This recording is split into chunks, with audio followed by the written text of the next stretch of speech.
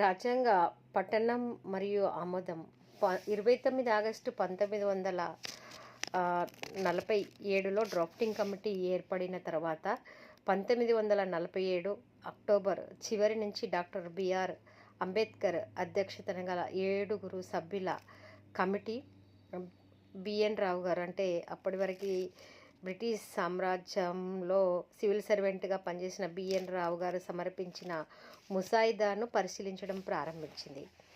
అయితే ఈ ముసాయిదాను యథాతథంగా తీసుకోకుండా దీనికి పలు మార్పులు చేర్పులు రాజ్యాంగ సభ చేసింది. 1940 ఫిబ్రవరి 21న రాజ్యాంగ సభ అధ్యక్షుడు డాక్టర్ రాజేంద్ర ప్రసాద్కు ఈ మార్పులు చేర్పులు చేసిన రాజ్యాంగ పత్రిని సమర్పించడం జరిగింది. ఈ ముసాయిదాలో 315 ఆర్టికల్స్, 8 షెడ్యూలు, 18 విభాగాలు ఉన్నాయి. అయితే దీన్ని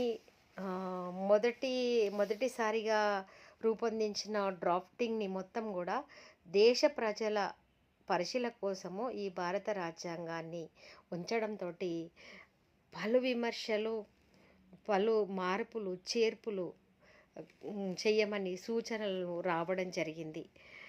దీనికి పలు అంశాలని ప్రజలు జోడించడం జరిగింది.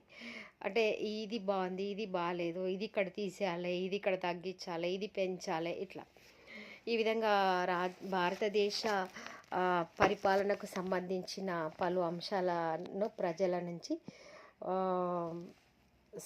స్వీకరించారు.